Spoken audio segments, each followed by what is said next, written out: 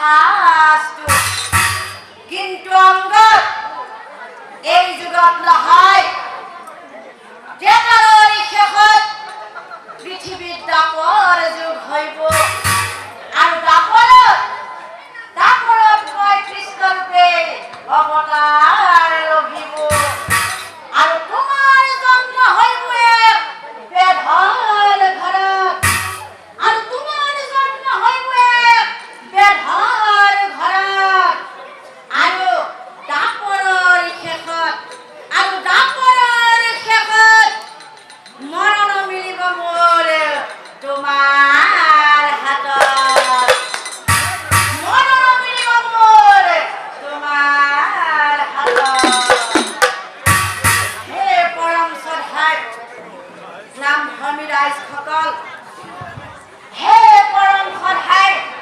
নাম ধৰ্মী ৰাইজসকল আপোনালোকে নিশ্চয় গম পালে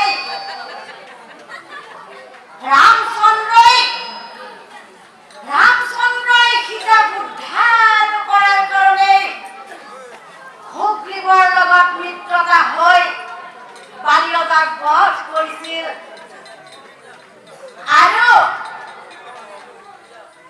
বালিয়তাক বধ কৰিছিল সুগ্ৰীৱে নিজৰ সম্পত্তিৰ বাবে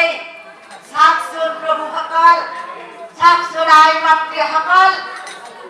নিজৰ ভাতৃক হা সম্পত্তিৰ কাৰণে এজন ভাতৃক নিঃসংগভাৱে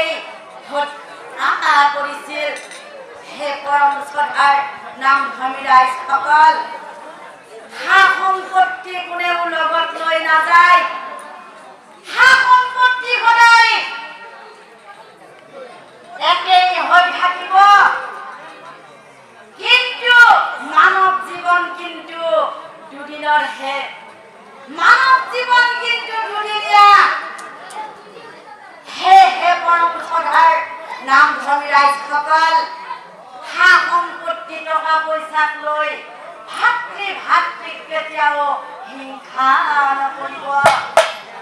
আৰু ভাতৃক কেতিয়াও হত্যা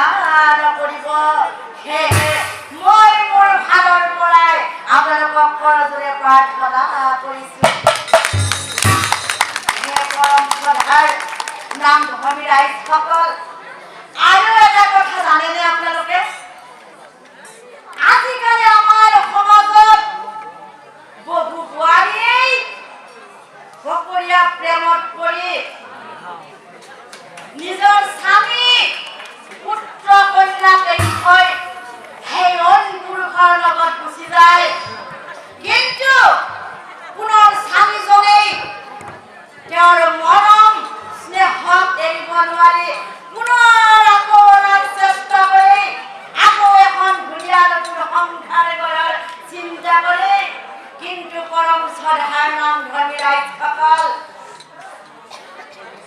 যি বোৱাৰীসকল সেই সকৰীয়া প্ৰেমত পৰি গুচি গৈছে তেওঁক যাবলৈ কেতিয়াও অনাৰ চেষ্টা নকৰিব কাৰণ কিয় জানে